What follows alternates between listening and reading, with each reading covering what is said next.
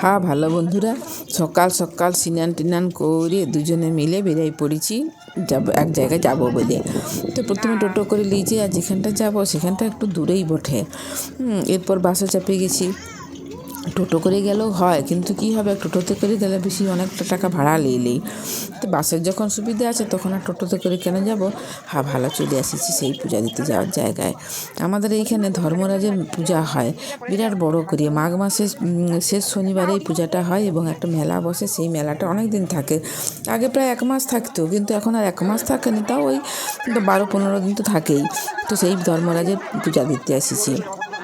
তো দেখো, পূজার সামগ্রী তো কিনে নিয়েছি, অত দূর থেকে নিয়ে আসিনি, এখানে সমস্ত কিছু পাওয়া যায়।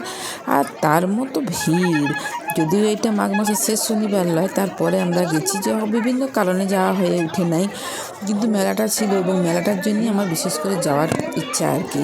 কিন্তু কী কারণে মেলাটায় গেছি সেটাও তোমাদের সঙ্গে শেয়ার করব। এখন মেলা দেখো সব জায়গাতেই বসে এবং সমস্ত কিছু জিনিসই মেলাতে পাওয়া যায়, সব জায়গায় পাওয়া যায়, কিন্তু ওইখানে মেলার একটা বিশেষত্ব আছে, সেই জন্যই বিশেষ করে গেছি। তো দেখো, এবারে ভিড়ের মধ্যে ঢুকে পূজা দিতে পারছি না, এত ভিড় যে কি বলবো। আর জায়গাটাও খুব সংকীর্ণ। আর দেখিস, হ্যাঁ ভালো, এটা হচ্ছে আমাদের ধর্মরাজের মন্দির। আর এই যে ধর্মরাজ ঠাকুর, এত জাগ্রত ঠাকুর না, বিভিন্ন দূর দূরান্ত থেকে সমস্ত পূজা দিতে আসে, যাদের মানত থাকে তারাও আসে, এমনি নিত্য পূজাটাও হয়।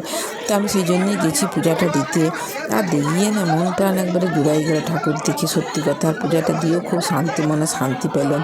তো যাই হোক, পূজাটা দেওয়া হয়ে গেছে আমার, এবারে বেড়ায় চলে আসছি। কিন্তু আসবো যে কী করে, যাও ঢুকার সময় তো চলে গেছি, এবার বেড়াতে আর পাচ্ছি না, এত ভিড়। তো সে যাই হোক, ঠেলে যাই হোক করে বেড়াইছি আর কি। আর এই দেখো, ভিড় দেখতে পেয়েছ, অনেক জায়গার থেকে মানুষ আসে এখানে পূজা দিতে। তো যাই হোক, পূজা দিয়ে বেড়াই চলে এসেছি, এবারে কিন্তু মেলাটা একটু ঘুরবো। আর তেমনি রোদ, সন্ধ্যাবেলা এলেও হয়, কিন্তু সন্ধ্যাবেলার মেলাটা দেখার জন্য আসা হয়, কিন্তু পূজা দেওয়া হয়নি।